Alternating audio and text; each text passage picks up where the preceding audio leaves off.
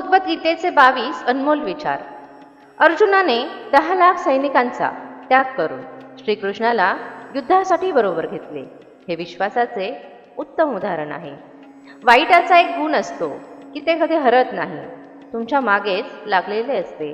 आणि चांगल्यामध्ये एक गुण असतो की ते कधीही तुम्हाला हरू देत नाही. तुम्ही नेहमी तुम्हाला ज्या गोष्टी पाहिजे त्याच्यासाठीच प्रयत्न करता, परंतु देव जे तुमच्यासाठी चांगलं आहे ते तुम्हाला देतो. तुम्ही अशी गोष्ट करा जी देवाला पाहिजे, मग पहा तुमच्या मनासारखं होईल.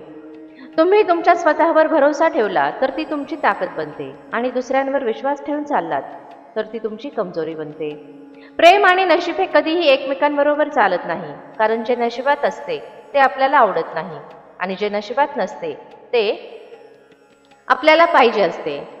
ज्याने धोका दिला त्याला एक वेळ माफ करून चांगलं बना, पण दुसऱ्यांदा अशा व्यक्तीवर भरोसा ठेवून मूर्ख बनवू नका.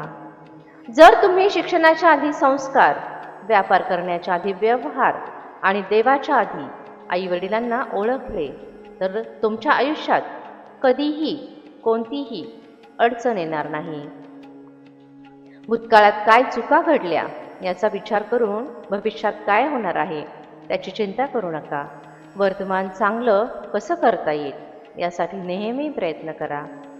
जेव्हा आपण परिस्थितीला घाबरतो तेव्हा परिस्थिती अडचणी तयार करते, आणि जेव्हा आपले मन स्थिर असेल आणि आपण घाबरत नाही तेव्हा परिस्थितीला एक आव्हान म्हणून स्वीकारतो.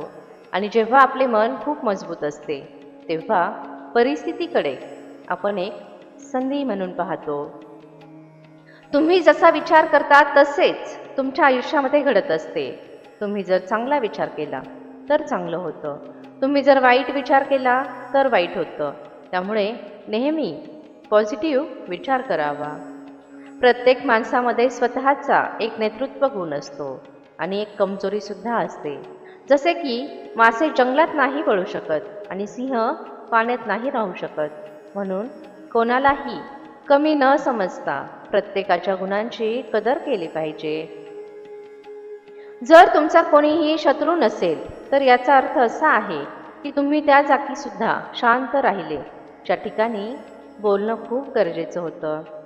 आपल्या आयुष्यामध्ये 2 लोकांची खूप गरज असते, जे तुमच्यासाठी कोणाबरोबर भांडत नाहीत परंतु तरीही तुम्हाला यशापर्यंत नेऊन पोहोचवतात, आणि दुसरे ज्यांना माहीत असतं की तुम्ही चुकीच्या मार्गावर आहे तरी ते तुमची साथ कधीही सोडत नाहीत. चांगल्या लोकांची देव परीक्षा घेतात परंतु त्यांची साथ कधीही सोडत नाहीत, नेहमी त्यांच्याबरोबर असतात. पण वाईट लोकांना देव खूप काही देतात परंतु अडचणीच्या वेळी त्यांची साथ कधीच देत नाही. कोणतीही किमती वस्तू खाली पडली तर ती उचलण्यासाठी खाली वाकावे लागते. आईवडिलांचा आशीर्वाद आहे तो त्यापैकीच एक आहे. जर तुम्ही कोणाबरोबर मैत्री करू शकत नसाल तर त्यांच्याबरोबर शत्रुता देखील करू नका. तुम्ही कितीही चांगले वागले तरी लोक कधीही लक्षात ठेवत नाहीत, परंतु तुमच्याकडून एक चूक झाली तरी लोक लगेच नावं ठेवायला तयार असतात. नशीबवान लोक थोडे जरी त्यांच्या आयुष्यात काही वाईट घडले तर देवाला नाव ठेवतात, आणि नेहमी अडचणीत असलेली लोक त्यांच्या आयुष्यात थोडे जरी चांगले झाले तरी देवाची आठवण काढून आभार मानतात. स्वार्थ मनात ठेवून कोणतेही नाते बनवण्याचा कितीही प्रयत्न केला तर ते कधीही टिकत नाही, आणि मनापासून आणि प्रेमाने बनवलेले नाते हे कोणी कितीही तोडण्याचा प्रयत्न केला तरी तुटत नाही.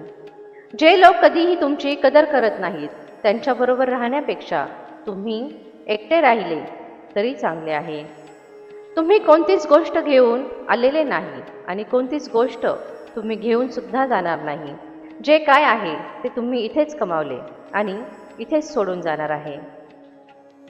जेव्हा आपण एखाद्या माणसावर कोणत्याही कामासाठी अवलंबून राहतो, छोट्या छोट्या गोष्टीत आपल्याला त्यांची मदत घ्यावी लागते, तेव्हा तो माणूस समजून जातो की आपल्याशिवाय त्यांचं काही काम होत नाही.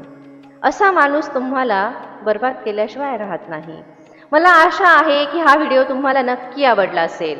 या व्हिडिओमुळे तुमच्या आयुष्यामध्ये आणि मनामध्ये 1% जरी बदल झाला असेल तर व्हिडिओला एक लाईक नक्की करा आणि कमेंटमध्ये जय श्री कृष्ण नक्की लिहा.